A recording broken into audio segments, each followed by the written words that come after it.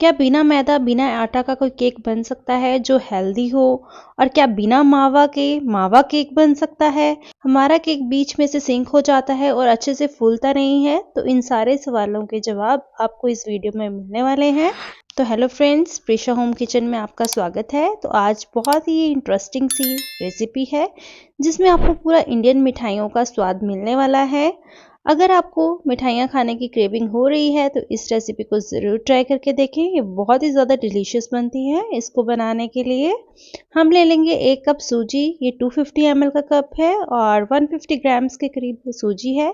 यहाँ पे मोटी बारीक कोई भी सूजी आप ले सकते हैं और इसको हम डाल देंगे ग्राइंडिंग जार में ग्राइंड करने के लिए। बट आपका जार एकदम ड्राई होना चाहिए, बिल्कुल भी गीला नहीं होना चाहिए। अब इसमें जैसे मैंने आपको बताया इंडियन मिठाइयों का फ्लेवर है, तो इसमें मैं इलायची डाल रही हूँ। 2 इलायची मैंने इसमें डाल दी है।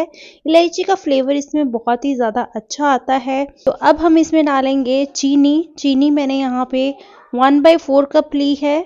1 कप सूजी है तो 1/4 कप हम चीनी डालेंगे और इसको हम ग्राइंड कर देंगे। एकदम बारीक ग्राइंड करना है हमें इसे। और ये देखिए एकदम ये आटे के जैसा बन जाएगा, एकदम बारीक हो जाएगा, आपके हाथों में लगेगा ये, तो इसका मतलब है ये एकदम अच्छे से ग्राइंड हो चुका है। तो अब हम एक अलग से बाउल ले लेंगे। तो जैसे मैंने आपको बताया है कि ये हम बिना मावा के मावा केक बना रहे हैं, बहुत ही इंस्टेंट वाला मावा बनाएंगे इसमें। तो वो भी मैं आपको बताऊंगी कैसे बनाना है। तो सबसे पहले हम एक बाउल में हम डालेंगे आधा कप दूध का।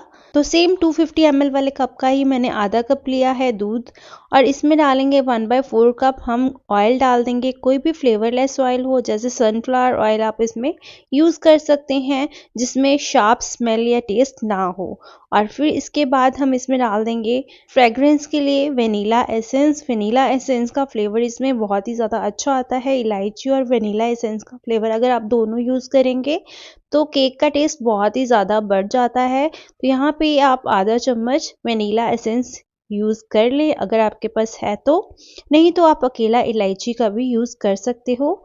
और फिर इसको हम अच्छे से मिक्स कर लेंगे। मिक्स आपको बहुत ही अच्छे से करना है ताकि ये सारे इंग्रेडिएंट्स आपस में अच्छे से मिक्स हो जाएं। तो कम से कम 30 से 40 सेकंड्स के लिए इसको अच्छे से आप विस्क कर लें। तो यहाँ पे हमारा ये वेट वाला इंग्रेडिएंट बन के रेडी हो चुका है, आप देख सकते हैं। अब हम इसको साइड में रखेंगे और एक अलग से हम बाउल लेंगे और इसमें हम रखेंगे छन्नी। और जो हमने ग्राइंड किया था अपना सूजी और चीनी, उसको हम छान लेंगे अच्छे से। तो कोई भी आप चीज़ यूज़ करोगे ना, आपको छान के करनी है ताकि एकदम स्मूथ बैटर बने हमारा। तो यहाँ पे मैंने इसको छान लिया है। तो अब आप ना स्पैचुला से एक बार इसको अच्छे से मिक्स कर लें और फिर अपने जो हमने वेट वाले इंग्रेडिएंट बनाए थे वो हम इसमें धीरे धीरे करके डालेंगे और इसको अच्छे से मिक्स करते जाएंगे। तो आप इनिशियली देखेंगे कि ये जो हमारा सूजी वाला बैटर है ना, पतला होगा। तो ये हमें ना अभी पतला ही चाहिए क्योंकि हमें इसको रेस्ट करने के लिए रखना है 10 से 15 मिनट के लिए, ताकि सूजी अच्छे से फूल जाए। जितना ज़्यादा आप इसको रेस्ट करने के लिए रखेंगे उतनी ही अच्छे से सूजी फूल जाएगी। तो जब तक ये फूल रही है तब तक हम इसका इंस्टेंट वाला मावा बना लेते हैं। उसके लिए एक पैन रख लें और उसमें हम 1 चम्मच घी का डाल देंगे। जब घी मेल्ट हो जाएगा तो इसमें डालेंगे हम 1/4 कप दूध। तो आप ध्यान रखें जो भी आप मेजरमेंट ले रहे हैं ना, एक स्पेसिफिक सी कप या कटोरी ले लें और उसी से मेजरमेंट करें। और इसमें डालेंगे आधा कप मिल्क पाउडर। तो ये जो मिल्क पाउडर है मैंने डेयरी वाइटनर यूज़ किया है। आप कोई भी मिल्क पाउडर का यूज़ कर सकते हैं। मिल्क पाउडर से जो मावा है बहुत ही इंस्टेंट बनता है, 5 से 10 मिनट में बन के रेडी हो जाता है। वैसे आप दूध से भी मावा बना सकते हैं बट उसमें बहुत ज़्यादा टाइम लगता है। तो ये इंस्टेंट वाला मावा खाने में बहुत ही ज़्यादा टेस्टी होता है। तो आपको इसको मिक्स करते जाना है, उसकी लम्प्स हटाते जाना है और इसको आपको लो टू मीडियम फ्लेम पे पकाना है जब तक कि ये थिक ना हो जाए। जब ये इस कंसिस्टेंसी में आ जाए, मावा की कंसिस्टेंसी में आ जाए, तो आपको फ्लेम ऑफ कर देना है और इसको किसी कटोरी में निकाल लेना है और ठंडा करने के लिए रख देना है। तो आप देख सकते हैं ये पूरा मावा ही लग रहा है, खाने में भी पूरा मावा का ही टेस्ट देता है ये और बहुत ही ज़्यादा टेस्टी बनता है। तो इस तरीके से आप इंस्टेंट मावा बना सकते हैं। तो अब हम इसको ना ठंडा करने के लिए रख लेंगे। तो जब तक ये ठंडा हो रहा है तब तक हम देख लेते हैं अपना सूजी वाला बैटर। तो ये देखिए ये बैटर अच्छे से फूल चुका है, पहले कितना रनी था और अभी कितना थिक हो चुका है। तो इस तरीके से ये देखिए अच्छे से फूलनी चाहिए सूजी, और हमारा जो बैटर है वो इतना थिक होना चाहिए। और अब जो हमने मावा बना के रखा था वो नॉर्मल रूम टेम्परेचर पे आ चुका है। तो अब हम वो इसमें डाल देंगे। तो आप सारा मावा इसमें डाल दें। तो ये सारा मावा आप इसमें डाल दें और इसको अच्छे से मिक्स कर लें। बिल्कुल अच्छे से मिक्स कर लेना है ताकि एकदम लम्प फ्री स्मूथ बैटर हमारा बन के रेडी हो।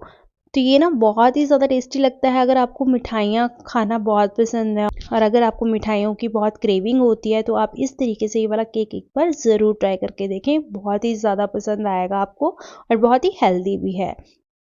तो अब मैंने यहाँ पे इसको अच्छे से मिक्स कर लिया है। अब हम इसमें डालेंगे बेकिंग पाउडर।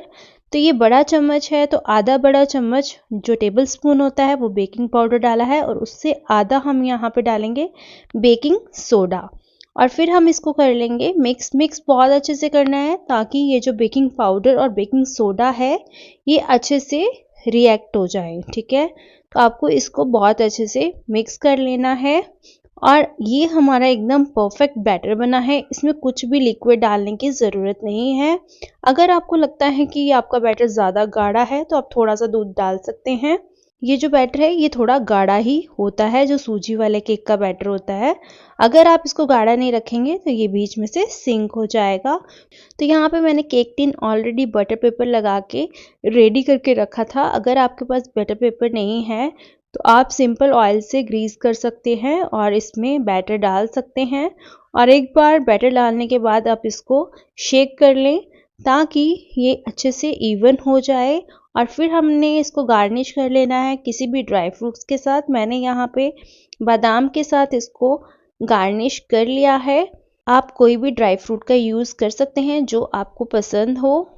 और इसके बाद अब मैं ये बिना ओवन के बनाने वाली हूँ गैस पे। तो गैस पे मैंने ना तवा रख दिया था, तवे के ऊपर स्टैंड रख के मैंने इसको प्री हीट कर लिया था 10 मिनट के लिए। और अब हम इस पे ये टिन रख देंगे और इसको ऊपर से किसी ऐसे बर्तन से ढकेंगे जिसमें कोई भी साइड से हवा ना घुसे। और इसको आपने पकाना है कम से कम 40 टू 50 मिनट्स तक। तो मेरा ये जो केक है ना 50 मिनट्स के बाद बन के रेडी हुआ था। तो आपको बीच में इसको खोल के नहीं देखना है, आप 40 मिनट्स के बाद एक बार खोल के देख सकते हैं। तो आप देख सकते हैं मैंने ऊपर तक बटर पेपर लगाया था और ये फूला कितना अच्छा है, कितना ऊपर तक ये फूला है। तो ये देखिए बहुत ही अच्छे से ये पक भी चुका है। मैंने यहाँ पे नाइफ इसमें डाल के देखा था तो एकदम क्लीन नाइफ बाहर आई है और ये खाने में बहुत ही ज़्यादा टेस्टी लगता है। अब हमें इसको ठंडा कर लेना है और ठंडा करने के बाद हम इसको डीमोल्ड कर लेंगे। तो आप देख सकते हैं ये कितना अच्छा राइज हुआ है, कितना ही सॉफ्ट एंड स्पॉन्जी बना है ये। तो अब मैं आपको इसको काट के भी दिखाऊंगी।